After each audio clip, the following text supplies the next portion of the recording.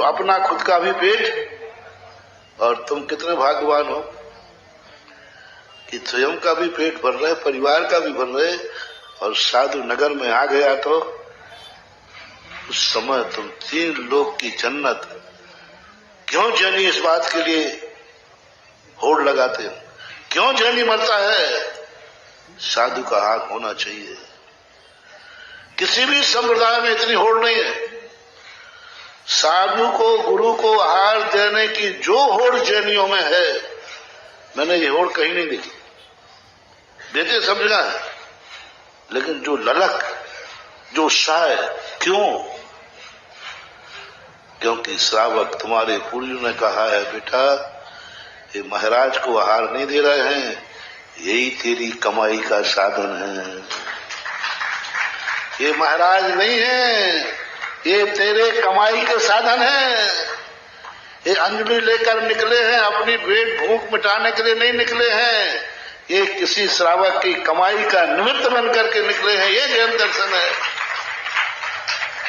जैन दर्शन का नहीं, भगवान आओ, आपको तो जरूरत, सब जो आहार को नहीं निकलते तो नहीं निकलते, नहीं भगवान आओ, एक श्रावक का कल्याण हो जाएगा, उसकी कमाई हो जाएगी, उसका जन्म जन्म धन हो जाएगा। ये है सिस्टम। ये पंच कल्याणक हो रहा है।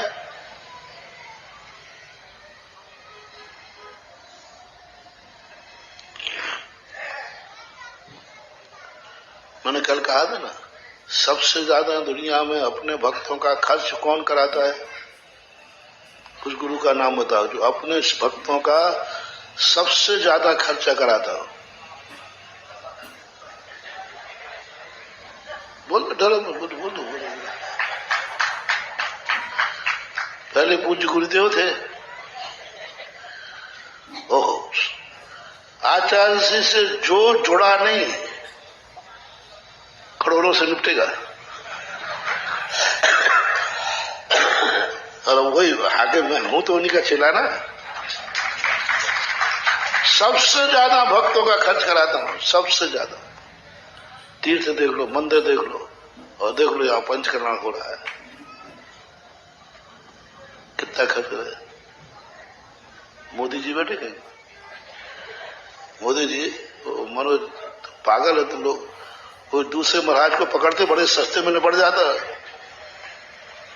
इतने सस्ते में निपटते बाबू, एक बोली में पूरा 1-1 लाख लोगों में साधारण बना देते हैं।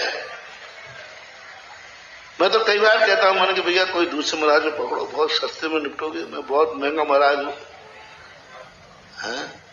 फिर भी लोग मेरे ही पीछा करते हैं, पता नहीं क्या है।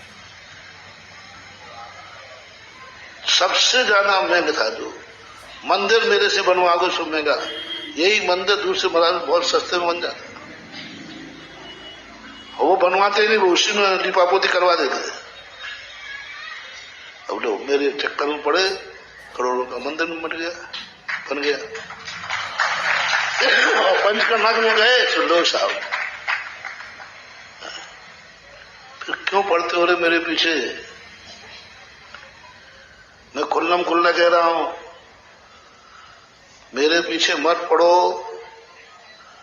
जो आचार्य जी के पीछे पड़े वे करोड़ों से निपटे, मेरे पीछे मेरे से मंदिर बनवाओगे, मैं छोटा मोटा बनाने वाला नहीं हो।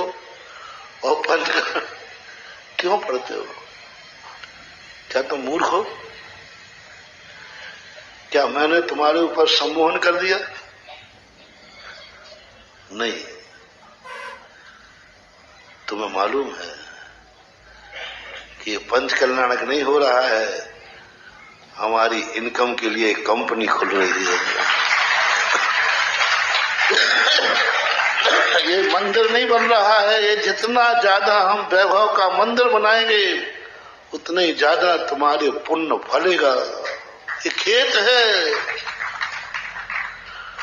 जितना वैभवशाली मंदिर बनाओगे उतना ही तुम्हारा वैभव बढ़ेगा। जो भगवान का वैभव बढ़ाता है उसका वैभव बढ़ता है। पंचकर्णा को खर्चे में मत डालना महानुभाव।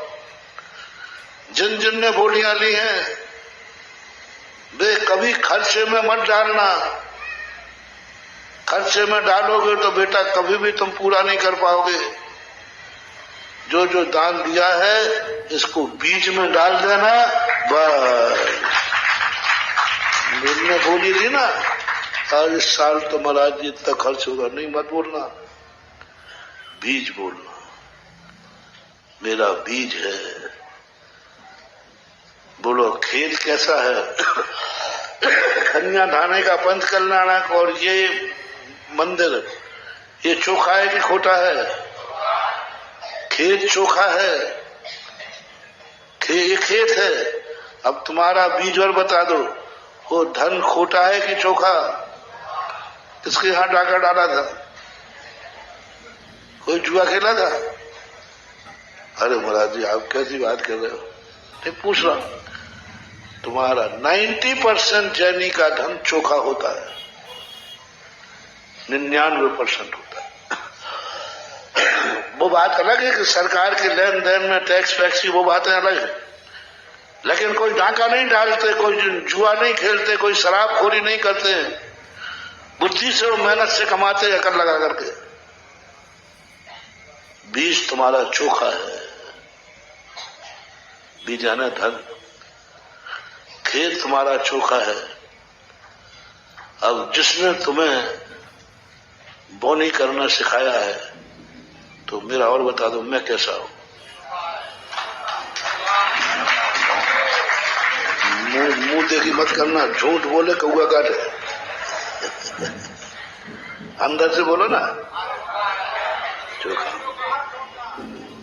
और तुमने मुझे खोटा कहा ना, तो मैं सीधे आचार्य को निपटाऊंगा फिर, और उनको कहा तो फिर मैं जिनवाणी को निपटाऊंगा, क्योंकि हमारे पास जो कुछ भी है सब कहां से पड़ा?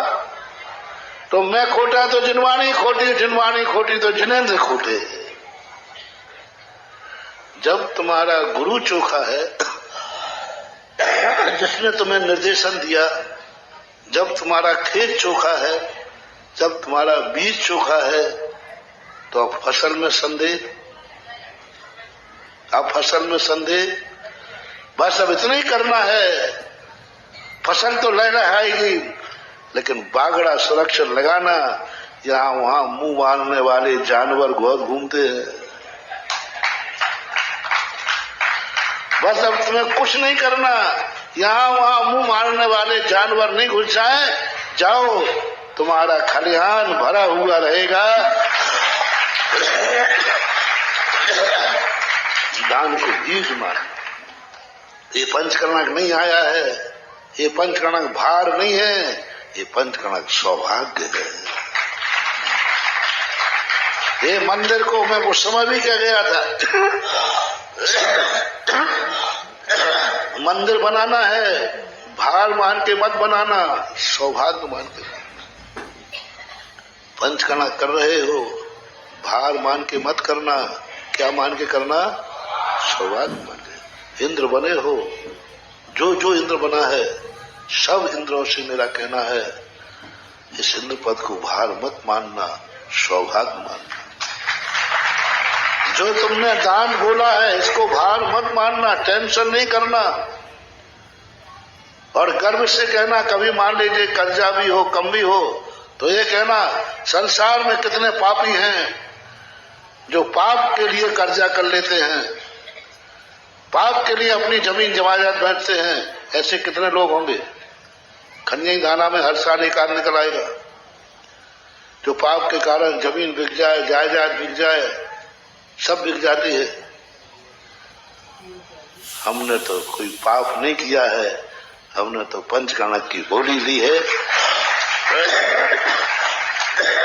बस ऐसा आनंद तुम्हारे अंदर उछले, यही आनंद तुम्हें भरपूर कर देगा।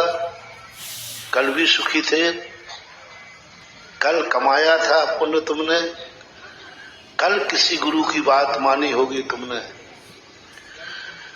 कल किसी की पूर्व भाव में किसी गुरु की बात मानी होगी तुमने। आज तुम्हारे धन है और आज तुमने किसी गुरु की बात मानी, तो जाओ कल भी तुम माला माल रहोगे। दिया होगा कल किसी गुरु ने उपदेश, तो तुमने दान दिया होगा। आज तुम्हारे आज का सुख बता रहा है कि अतीत का ये सुखी आदमी है, और आज का पुण्य बता रहा है कि कल भी ये सुखी रहेगा।